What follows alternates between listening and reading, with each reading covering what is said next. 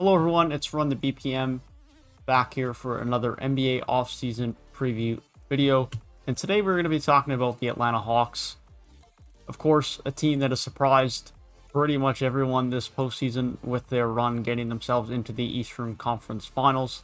This was the team that was expected by many to be a playoff team and maybe could jump up into the 4 or 5 seed. But with their youth and their inexperience, this was certainly not a team that was expected to get as far as they did, but they surprised everyone. They were competitive the whole way through. And now it leads them in a scenario where they have a lot of decisions to make this offseason and throughout the next few years. And there's no doubt the future is very good for this team, but they're young right now on a lot of small contracts. And that means that it's hard to say where the peak of the Atlanta Hawks is going to be, as a lot of the players that are currently on this team are not going to be able to be on this team long term simply due to financial reasons. And so we're going to be talking about some of those contractual and financial implications within this video. Most immediately, a potential trade of Danilo Gallinari and a potential sign and trade of John Collins if Atlanta do not match some offer sheets that come in for him this summer as a restricted free agent. And so that is what we're going to be talking about in today's video. And so let's get right into it, starting about just talking generally about the Atlanta Hawks contract scenario moving forward into the next couple of years. So here we are looking at the Atlanta Hawks salary cap. Look out for the next couple of years. And of course there is the 3 guys locked up in Gallo, Bogdan Bogdanovic, and Clint Capella for the next 2 years. Potentially 3 for Bogdan Bogdanovic. But outside of that, everyone else that is a core piece of this team, you could argue Lou Williams is important to their playoff run this year. But everyone else on the core of this team is on their rookie deals or just about to be off their rookie deals, with that being John Collins. And so there are about to be a lot of guys on this team in the next couple of years that are going to have to be paid, that are going to demand and want big money. And so, of course, Atlanta are going to have bird rates on all these guys. They could go into the luxury tax, but I'm sure they're only going to want to dip so far in, with already having $93 million in committed spending for next season.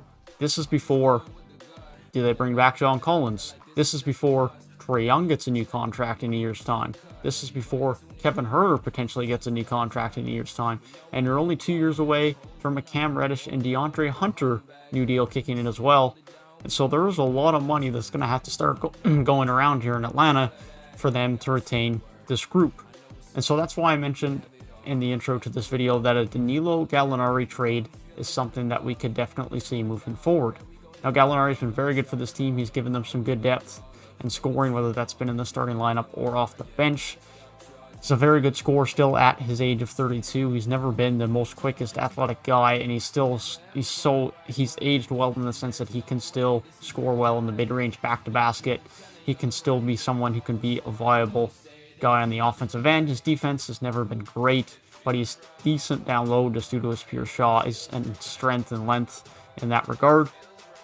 But with only 2 years left on his deal at $20.4 and $21.45 million per season, he could be someone that Atlanta look to move to a team that can pick up a large part of his salary, so that Atlanta can try and have a bit more money to start maneuvering these future contracts. Clint Capella, I think for now is fine. I think until we see a scenario where Nkongwu maybe looks like maybe he becomes that guy, maybe they decide to start him at center. But until then, I think Capella's got at least another year where he is going to be on the roster. In the last year of his deal, we'll have to see whether there's some trading him or not, but I would expect him to be on the roster next year. Bogdan Bogdanovic, I think, is a crucial part to this team. As of right now, I don't think he's someone that they would consider trading. But then you have to decide. Trae, Gallinari, DeAndre Hunter, and Cam Reddish probably become starter at the 3 and the 4. And then you have a backcourt of Trae Young, Bogdan Bogdanovic. Kevin Huerter becomes that guy off the bench for you. But that's if they don't bring back John Collins. And that's the discussion point here, is because one of John Collins or Cam Reddish probably aren't a long-term piece of this team.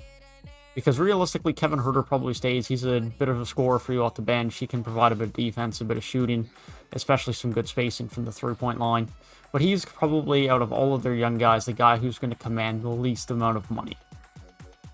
And so they're in a scenario where if they keep all of the guys as of right now and assume Gallinari leaves irregardless, then they're going to be a scenario where with Kevin Huerter and either Cam Reddish or John Collins is going to be on the bench, which is probably going to be a lot of money and talent tied up on the bench. And I don't know if those guys are going to be willing to take pay cuts or if they're going to be willing to take that reduced role. One of them might, but two of them might be a tough ask. And so, as much as this already seems early, it might be a summer, and whatever they do with John Collins this summer, it kind of decides what they do moving forward with their power forward spot between, do they run a bit smaller and put DeAndre Hunter at the 4, Cam Reddish at the 3, or do they bring back John Collins and do they run that, or do they like John Collins enough at the 5 that they bring back John Collins, he plays at the 5, and then you bring in DeAndre Hunter at the 4, and then you have Cam Reddish at the 3, you move on Capella, and then it makes a bit more sense to retain everyone, as Kevin Huerter can be your guy off the bench. But then you still have financial implications. Trae Young's going to get a max. John Collins is probably going to get 25 plus mil. As things are currently going, DeAndre Hunter's going to get 20 plus mil. Reddish is going to be 15 plus mil. You still have Bogdanovich getting 18 million. There's a lot of money to go around on this team. And so there's a lot of decisions that Atlanta are going to have to make, and a lot of implications of the decisions of what Atlanta are going to make this summer, from a long-term ability to be able to retain their players, resign their young players, and how they want to build this team moving forward. Where do they want to play John Collins primarily?